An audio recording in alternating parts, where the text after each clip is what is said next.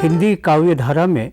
मैथिली शरण गुप्त का नाम बड़े आदर के साथ लिया जाता है। मैथिली शरण गुप्त की कविताओं पर विचार करने पर ये पता चलता है कि मैथिली शरण गुप्त का अधिकांश काव्य रचना राष्ट्रीय काव्य धारा से ओतप्रोत रही है। अतएव सबसे पहले हमारे सामने ये प्रश्न उठता है कि राष्ट्रीय काव्य धारा की परंपरा और उसके विकास पर थोड़ा प्रकाश डाला जाए ताकि उसमें मैथिली शरण गुप्त का स्थान निरूपित किया जा सके। भारत में राष्ट्रीय काव्य धारा की एक सुदीर्घ परंपरा रही है। राष्ट्रीय काव्य धारा से मतलब राष्ट्र की महिमा का गुणगान करना, राष्ट्र की संस्कृति, राष्ट्र के ऐसे उन सभी तत्वों का वर्णन विश्लेषण करना जिन तत्वों के कारण एक राष्ट्र का जो स्वरूप है वह स्वरूप सामने लाया जा सके। हमारे यहाँ भारतवर्ष में तरह तरह की राजनीतिक और सामाजिक स्थितियाँ रही हैं और इन स्थितियों से संश्लिष्ट होकर के समय समय पर उस परिवेश में आने वाले कवियों ने राष्ट्रीय विचारधारा से संयुक्त होकर अपनी काव्य चेतना को मुखरित किया है। राष्ट्रीय काव्य धारा की जब हम बात करते हैं तब हमारे सामने प्रश्न खड़ा होता है राष्ट्र की परंपरा, राष्ट्र की संस्कृति, राष्ट्र के अंतर्गत निहित सांप्रदायिक सद्भाव और राष्ट्र की जितनी भी जो रीति रिवाज हैं इन सब का वर्णन विश्लेषण करना इस धारा के अंतर्गत आता है। भारत में विभिन्न प्रकार की जातियाँ, विभिन्न प्रकार के धर्म, विभिन्न प्रकार के वर्ग भारत में निवास करते हैं। इन वर्गों के बीच सामंजस्य, पारस्परिक सहिष्णुता इत्यादि का वर्णन विश्लेषण करके एक राष्ट्रीय चेतना का उद्घोष तैयार किया गया है। कई बार इस प्रकार के प्रश्न भी हमारे सामने आए हैं कि ऐसी परंपराएं हमारे देश के अंतर्गत विकसित होती रही है जिन परंपराओं के होने से हमारी राष्ट्रीय अस्मिता को थोड़ा सा खतरा महसूस हो रहा है। अतः राष्ट्र कवि का यह भी एक परम दायित्व बना कि उन्होंने ऐसी उन परंपराओं का विरोध किया जो परंपराएं राष्ट्र हित में घातक सिद्ध होती है। अतएव राष्ट्रीय हित से जुड़ कर के, राष्ट्रीय अभ्युत्थान से जुड़ कर के रचने वाला कोई भी कवि जिसने अपनी रचनाएं की हैं उन रचनाओं के आधार से उसे राष्ट्रीय विचारधारा के अंतर्गत सन्निहित किया जाता है। सर्वप्रथम हमारे यहाँ यदि हम राष्ट्रीय काव्य धारा पर विचार विमर्श करें तो हम देखें कि हमारे यहाँ राष्ट्रीय काव्य धारा का जो प्रथम उत्थान काल है वह वीर गाथा काल माना जा सकता है। वीर गाथा काल के अंदर हमारे देश में, हमारे राष्ट्र में छोटे छोटे सियासतों में हमारे देश विभक्त था और छोटे छोटे सियासतों के मालिक छोटे छोटे सामंत हुआ करते थे। इन सामंतों की प्रशंसा में वीर गाथा काल के कवियों ने अपनी कविताएं लिखी, लेकिन सबसे बड़ी बात यह है कि इसको मुख्य रूप से हम राष्ट्रीय काव्य धारा नहीं कह सकते, क्योंकि इन छोटे छोटे सामंतों का जो राजकीय परिवेश हुआ करता था उस परिवेश के अंदर ये राजा अपना राज्य करते थे और अपने ही देश के अन्य सामंती राजाओं के विरोध में ये युद्ध लड़ने के लिए तैयार होते थे। अतएव राष्ट्रीय माहौल जो एक प्रकार का होना चाहिए, जो एक प्रकार का समूचे राष्ट्र का एक स्वरूप और राष्ट्रीयता का स्वरूप जो सामने आना चाहिए वो वीर गाथा काल के अंदर नहीं था, बल्कि वहाँ एक दूसरे राजाओं के अंतर्गत पारस्परिक विद्वेष था। पारस्परिक रूप से वे एक दूसरे को नीचा दिखाना चाहते थे, इसलिए जो राष्ट्रीय ऐक्य का जो माहौल बनना चाहिए वो वीर गाथा काल के अंदर नहीं था। अलबत्ता इस काल के अंदर कई राष्ट्रीय विचारधारा से संयुक्त होकर के रचनाएं हुई, जिसमें विसलदेव रासो, खुमान रासो, आलाखंड इत्यादि रचनाएं सामने आई जो वीरता प्रधान रचनाएं कही जा सकती है। दूसरा काल हमारे सामने आता है जिसको हम दूसरा अभ्युत्थान काल कह सकते हैं, वो रीतिकाल का है। रीतिकाल के अंदर राष्ट्रीय विचारधारा से संयुक्त होकर के कई कविताएं लिखी गईं, क्योंकि इस काल तक आते आते हमारे देश में मुग़लों का शासन स्थापित हो चुका था। मुग़लों का जो शासन हमारे देश में स्थापित हुआ, उसमें मुग़ल शासक औरंगज़ेब ने हमारे देश के अंदर काफ़ी कुछ इस प्रकार की विध्वंसात्मक लहर पैदा की, जिस लहर के कारण हमारे भारतीय राष्ट्रीयता का जो ऐक्य है वह बिखराव के या विखंडन के स्वरूप पर खड़ा होने लगा। औरंगज़ेब ने हमारे भारत के अंतर्गत अपने कुशासन से भारत के मंदिरों को तोड़ा, विखंडित किया, उनकी जगह मस्जिदों का निर्माण किया। इस प्रकार से जो एक राष्ट्रीयता हमारे देश में थी, उस राष्ट्रीयता को औरंगज़ेब ने आघात पहुंचाया। इस कारण रीतिकाल के वातावरण के अंदर औरंगज़ेब की मुखालफत करने के लिए हमारे यहाँ एक प्रकार का जन चेतना का सैलाब उमड़ा और उसका प्रतिनिधित्व करने वाले छत्रपति शिवाजी महाराज से और छत्रसाल और पंजाब से गुरु गोविंद सिंह इत्यादि खड़े हुए, जिन्होंने राष्ट्रीय चेतना की लहर जगाई और उनसे अनुसूचित होकर के राष्ट्रीय कवियों ने या राष्ट्र से जुड़े हुए कवियों ने अपनी रचनाएं प्रस्तुत की। तृतीय उत्थान काल हमारे यहाँ भारतेंदु के समय से आता है। भारतेंदु के समय में राष्ट्रीय चेतना का स्वरूप एक नए प्रकार से सामने आता है, क्योंकि भारतेंदु काल के तक आते आते अंग्रेज़ों का आधिपत्य, अंग्रेज़ों की हुकूमत हमारे देश के ऊपर काबिज हो चुकी थी। अंग्रेज़ों ने हमारे देश में वही काम किया जो काम हमारे राष्ट्रीय हित में न होकर के राष्ट्रीयता को अंदर विद्वेष और राष्ट्रीयता में दुर्भाव फैलाने वाला कार्य था।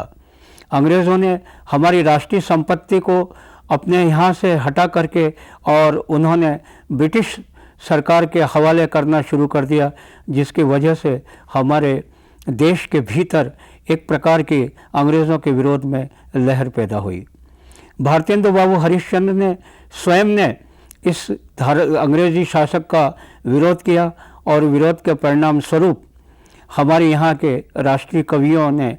भारतेंदु बाबू हरिश्चंद्र के अनुसरण करके राष्ट्रीय विचारधारा से संयुक्त होकर के और राष्ट्रीय हित में कविताएं लिखी, ताकि अंग्रेज़ों के खिलाफ जन जागरण पैदा किया जा सके, उनकी कुरीति और कुनीति के विरोध में एक जनमानस खड़ा किया जा सके।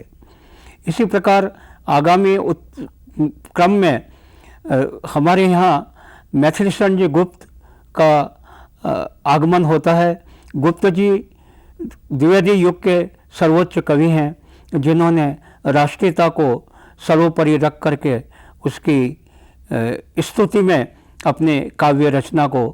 प्रमुख रूप से प्रस्तुत किया है। मैथिलीशरण जी गुप्त ने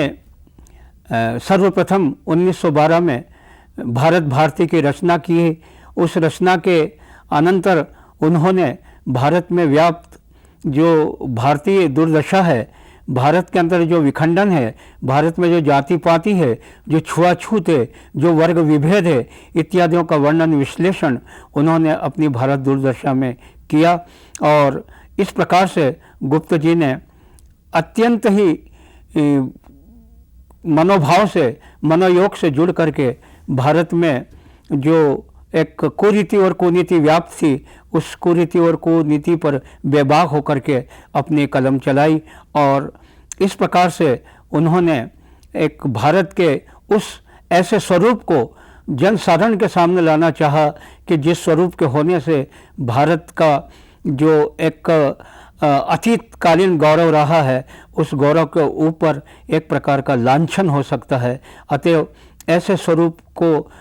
मैथिलीशरण गुप्त ने समूची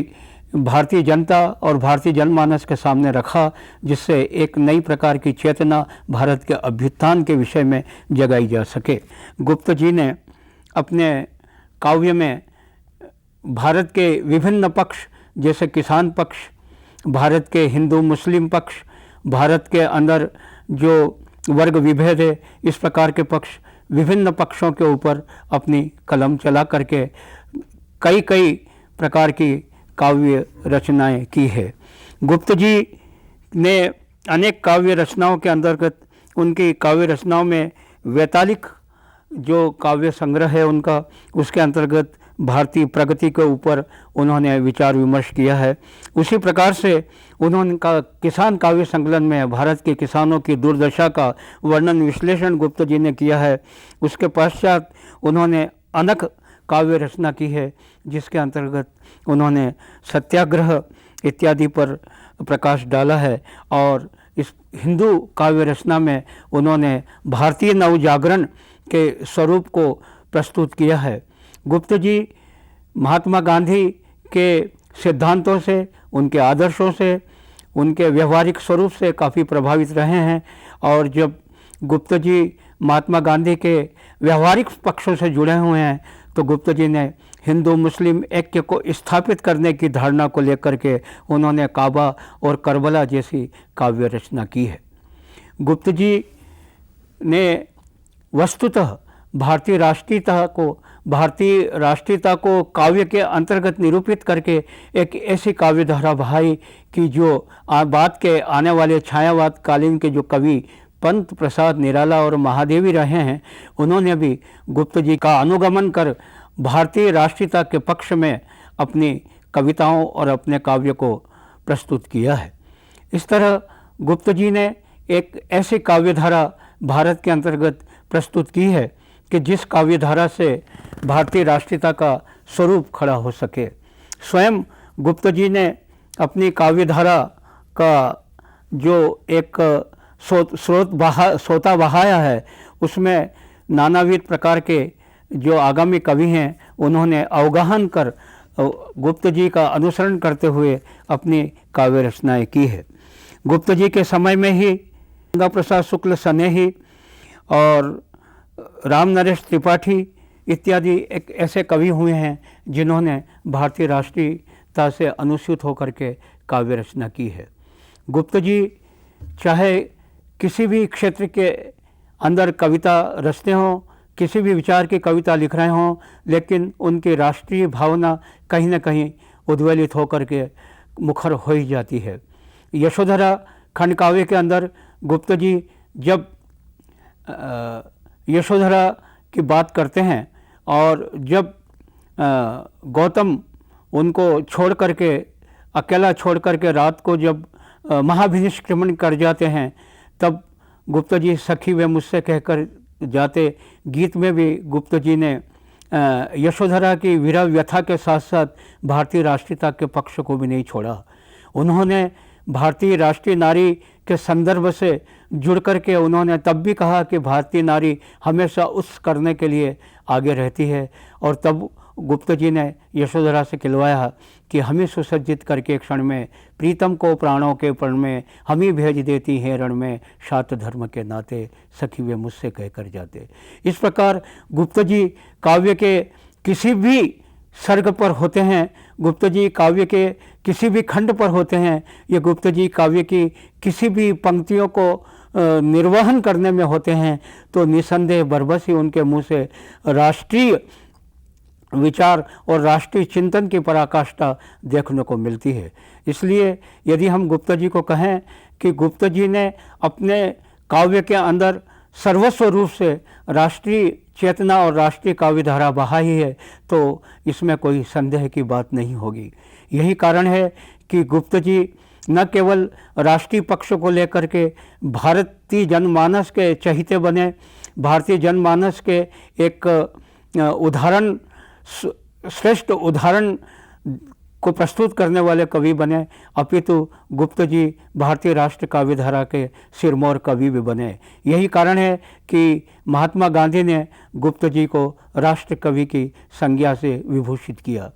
और जब महात्मा गांधी ने गुप्त जी को राष्ट्र की संज्ञा से विभूषित किया, तो ऐसा करके गुप्त जी पर गांधी जी ने ये और भी भार डाल दिया कि वे आगे से राष्ट्र के उन सारे अछूते पक्ष को भी छू करके सामने लाएं, जिस पक्ष में हरा वर्ग होता है, जिसमें अस्पृश्यता होती है, जिस पक्ष में छुआछूत होती है, जिस पक्ष के प्रति अन्य रचनाकारों ने उदासीनता जतलाई है, ऐसे पक्षों को भी गुप्त जी अपनी काव्य में लाएं। इस प्रकार का गुरुतर भार जब उन्हें राष्ट्र कवि की संज्ञा से विभूषित किया गया तो स्वयं गुप्त जी ने अपने ऊपर ये अनुभूत किया। इस प्रकार राष्ट्र कवि होने के नाते गुप्त जी न केवल भारतीय राष्ट्रीयता के गौरव को बखान करने में अपने को कभी भी पीछे छोड़ने लगे, अपितु उन्होंने राष्ट्रीय अभ्युत्थान के हित से जुड़ करके और आगामी राष्ट्रीय स्वरूप को निर्मित करने में अपनी लेखनी में जितना भी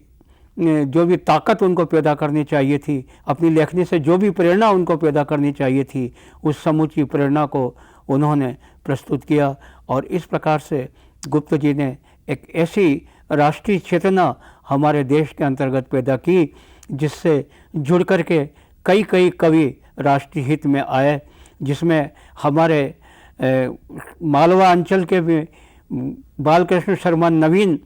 का नाम भी प्रमुख रूप से लिया जाता है, जिन्होंने भारतीय राष्ट्रीयता को ध्यान में रख करके राष्ट्रीय हित में अपनी रचनाएं लिखीं और राष्ट्र के एक ऐसे जन समुदाय के भीतर झांका कि जो जन समुदाय मनुष्य होकर के मानव के तरह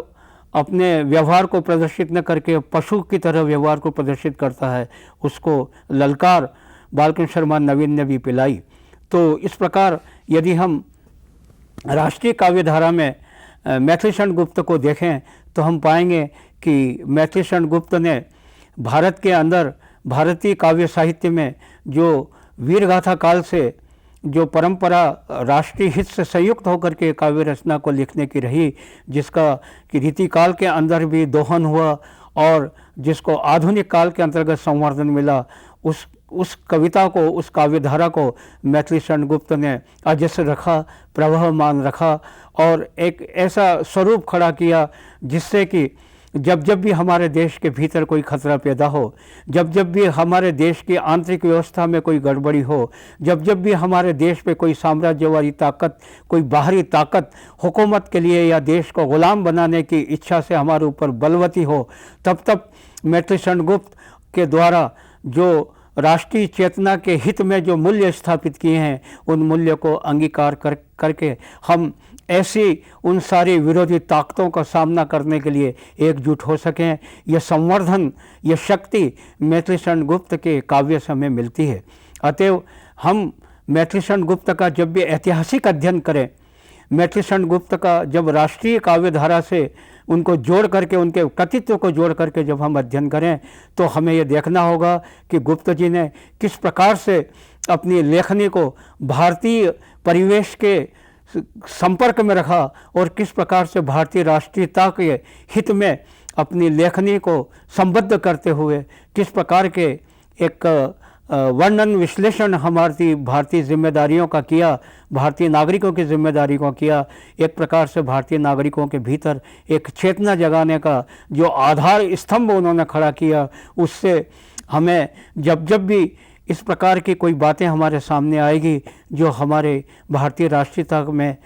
खंडन पैदा करने वाली ताकतें होंगी, निस्संदेह उन ताकतों का मुकाबला करने के लिए हम गुप्त जी जैसे कवि से अनुप्रेरित होकर के हम तैयार मिलेंगे। और इसीलिए हम गुप्त जी को शत नमन करते हैं कि उन्होंने राष्ट्रीय काव्य धारा की जो अजस्र का धारा बहाई है वह हमारे हिंदी काव्य साहित्य में अकाट्य है, हिंदी साहित्य में, काव्य साहित्य में स्तुत्य है, हिंदी काव्य साहित्य में एक प्रकार से अनुकरण करने का विषय है। और आज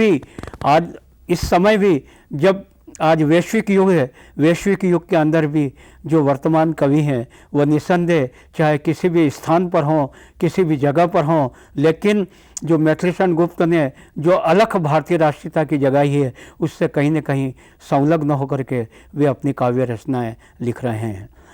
इस प्रकार हम देखते हैं कि मैथिलीशरण गुप्त ने राष्ट्रीय काव्यधारा से संयुक्त होकर के राष्ट्र में जो जन चेतना जगाई है, राष्ट्र के प्रति जन जन में जो भावना पैदा की है, उससे आने वाले युग के, इस युग के भी जो भी कवि जिस जगह हैं, जिस स्थान पर हैं, वे हम मैथिलीशरण गुप्त के आदर्श काव्य को ध्यान में रख करके राष्ट्रीय हितों के स्वरूप से संश्लिष्ट होकर के अपनी काव्य रचनाएं लिख रहे हैं। वे चाहे किसी भी क्षेत्र में हो, भारत के किसी भी कोने में हो, लेकिन राष्ट्रीय काव्य धारा से संयुक्त होकर के राष्ट्र हित में वे अपनी लेखनी चला रहे हैं। यहाँ मुझे राजेंद्र अनुरागी की कविता की यह पंक्ति बरबस याद हो आ रही है कि आज मेरा देश सारा लाम पर है, जो जहाँ पर है वतन के काम पर है। इन्हीं शब्दों के साथ मैं मैथिलीशरण जी गुप्त की स्तुति करता हूँ। उनकी काव्य रचना, समूची काव्य रचना उनका स्तुत्य है, और उन्होंने जो काव्य रचना प्रस्तुत कर हमारे भारत को एक राष्ट्रीय आयाम को समझने का जो एक आधार खड़ा किया है, वह निस्संदेह हमारे लिए एक महत्वपूर्ण दायित्व की तरह है, और हम एक सजग प्रहरी की तरह गुप्त जी को नमन करते हुए भारतीय हितों को साधते रहेंगे।